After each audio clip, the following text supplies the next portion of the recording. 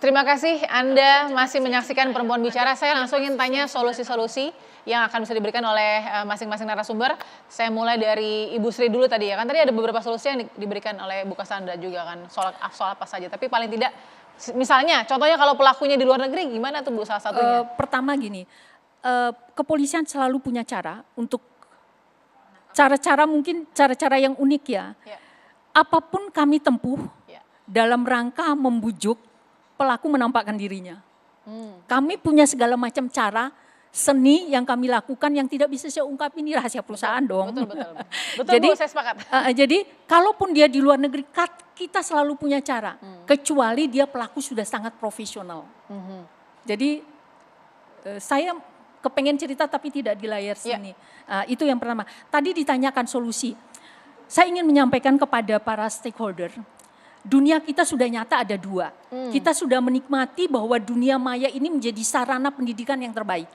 Tapi dia tetap memiliki dua mata, dua ketajaman yang berbeda. Yang satu sisi negatif, satu sisi positif. Yang sisi negatif marilah kita aware bersama-sama. Satu di antara dua menjadi korban. Tidak ada profesi yang steril. Percaya enggak? Kalau saya pun bisa kena. Dan itu sudah nyata. Yang melakukan siapa? Narapidana di dalam penjara coba. Bayangkan pelakunya ada di dalam penjara bisa melakukan penipuan terhadap 70 wanita sekaligus.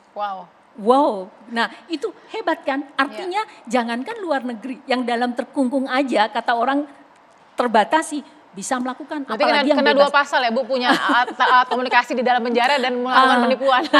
Artinya apa? Saya ingin mengatakan ini sudah darurat. Mari kita buat memperhatikan ini sehingga anak-anak kita terdidik dari awal.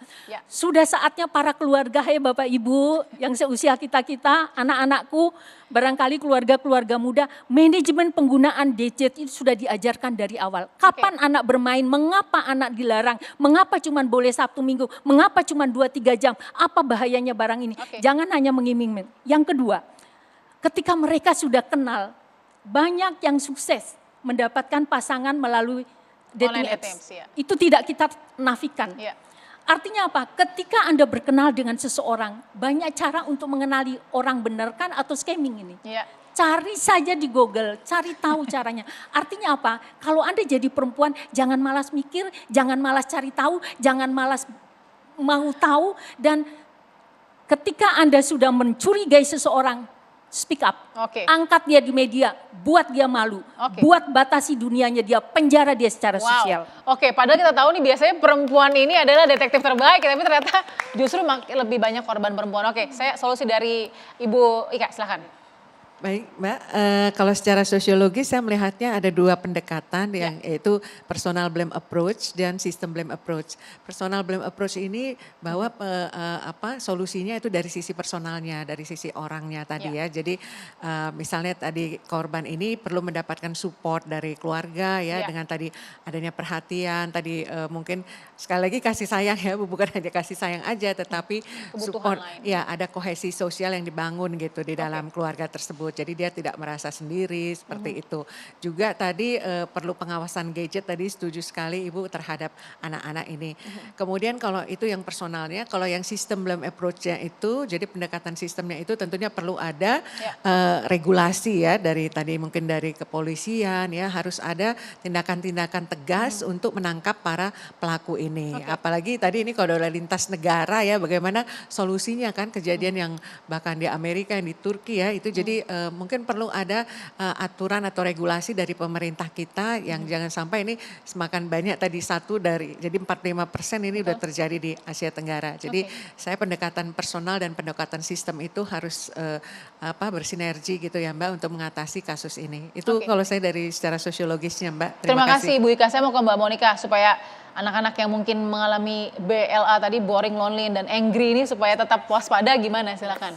Ya, kita tidak menafikan ya Mbak ya bahwa perkembangan teknologi akhirnya mengharuskan gitu ya, terutama anak-anak usia sekolah itu menggunakan gadget dan segala macam.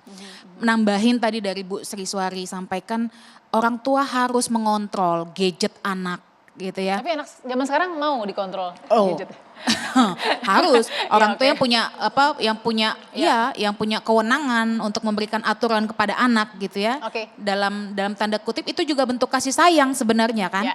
Artinya mengontrolnya gimana? Ya kan bisa tuh di setting ya sekarang ya, ada aturan-aturan di setting di gadget kita gitu agar anak-anak hanya bisa mengakses situs-situs Ya. yang terpercaya, yang valid dan segala macam Ya. sehingga yang sifatnya spam atau apa gitu Iya. itu tidak bisa diakses. Kemudian selain kontrol gadget, orang tua juga gitu ya. Orang tua kalau misalnya anak-anak korbannya gitu ya, keluarga kalau misalnya usia remaja dewasa sampai mungkin yang lanjut usia tadi, itu harus punya rasa attachment yang kuat di antara keluarga satu sama lain. Oke. Gitu ya, kasih sayang, perhatian dan segala macam. Dan keluarga harus bisa mendekatkan diri terutama gitu ya terkait dengan kalau anak-anak ya edukasi nilai-nilai seksualitas Oke. gitu ya Mbak ya. Sex Itu- education. Iya, Oke. jangan lagi menganggap tabu. Ya. Jangan lagi menganggap tabu, tapi udah harus dikasih tahu mana bagian tubuh mana yang Baik. boleh diinformasikan atau disentuh orang lain dan segala macam itu. Kemudian kepada pemerintah, Ya, harapan saya adalah tentunya lembaga-lembaga yang terkait dengan permasalahan ini. baik. Ya, Baik. itu harus gencar melakukan ya maksud saya adalah ya mungkin orang-orang di daerah sana masyarakat kan Tidak terjamah. Iya, Iya, gitu dengan ya, Mbak akses ya. itu. Oke. Jadi penyuluhan, Oke. sosialisasi itu harus gencar dilakukan. Baik. Toh mereka memang lembaga-lembaga ini punya fungsi untuk melakukan itu gitu, Seperti menjalankan salah satu tugasnya tadi Bu itu. Sri Suari sudah ke provinsi-provinsi ya, salah satunya. Iya, kita punya Oke. Kementerian Komnas Anak, Kementerian Sosial dan segala macam itu. Baik. Oke, kita tangkap maksudnya Mbak Monica. Mungkin terakhir solusi juga dari Bu Kasanda, silakan. Yang jelas pasti harus membangun penguatan, tidak hanya pada individu, mau anak, remaja, dewasa muda atau lansia, support sistemnya jadi penguatan individu, penguatan keluarga, penguatan masyarakat dan lingkungan, penguatan sekolah tentu saja. Nah, lalu kemudian juga yang paling penting adalah bagaimana kita semua bisa teredukasi dengan baik. Karena ketika kita mendapatkan edukasi yang sifatnya teoritis, itu seringkali orang nggak mau dengerin. Ya. Padahal tadi apa yang kita dengar tadi materinya bagus-bagus kan, tapi seringkali orang nggak mau dengerin. Nah, mungkin harus juga dibuatkan semacam bahasa atau konten-konten yang lebih kena ke anak-anak ini gitu ya. Apa mungkin film atau gambar atau lagu atau segala macam nih. Karena jangan sampai kalau yang serius-serius malah nggak didengerin. Betul. Kemudian yang berikutnya juga kita penting sekali untuk memastikan bahwa setiap anak itu punya semacam support system begitu ya. Ya, ya. Semacam support system di Oke. keluarganya.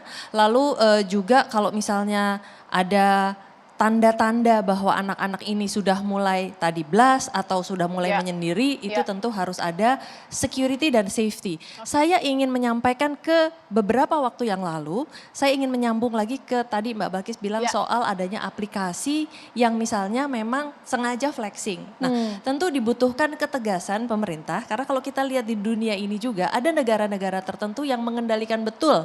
Oke. Ada yang di-ban ya. Nah, di Indonesia pernah juga ada yang di-ban. Dan harus digerakkan lagi seperti itu. Betul. Baik. Baik, Ibu Kasna terima kasih sudah memberikan tips and triknya juga ya Bu ya.